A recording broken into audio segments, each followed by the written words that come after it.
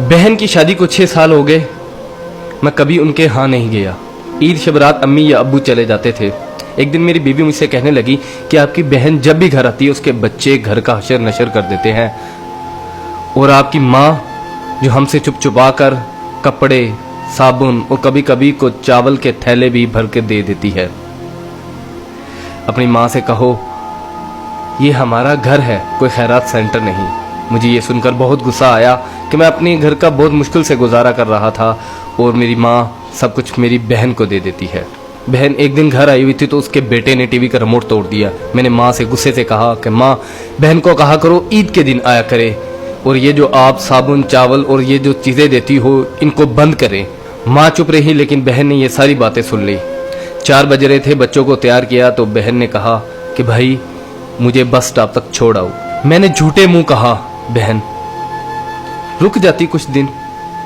बहन मुस्कुराई और बोली नहीं भाई, बच्चों की छुट्टियां खत्म हो रही हैं, मुझे जाना है। फिर जब हम दोनों भाइयों में जमीन का बंटवारा हो रहा था तो मैंने साफ इनकार कर दिया कि मैं अपनी जमीन से बहन को हिस्सा नहीं दूंगा। तो माँ ने कहा कि बेटी का भी तो हक बनता है। मैंने गाली देते हुए कहा जो कुछ भी हो जाए मैं बहन को हिस्सा नहीं दूंगा। मेरी बीवी ने भी बहन को बुरा भला कहा, वो बेचारी खामोश थी। बड़ा भाई अलहदा हो गया और मेरे बड़े बेटे को टीबी हो गया और मेरे घर के हालात ख़राब हो गए। जितना सब कुछ था मैं उसके इलाज पे लगा चुका था। मेरे पास इलाज करवाने के पैसे नहीं थे। मैं बहुत परेशान था, लाखों रुपए लगा चुका था और भूख सर पे थी। परेशानी की हालत में कमरे में बैठा शायद अपने हालात पे रो रहा था। उसी वक्त मेरे घर में वही बहन आई। मैंने गुस्से से बोला ये आ गई मनहूस। मैंने बीवी को कहा कुछ तैयार करो बहन के लिए। बीवी मेरे पास आई और कहा कोई जरूरत नहीं गोश्त और बिरयानी बनाने की। फिर 1 घंटे बाद वो मेरे पास आई।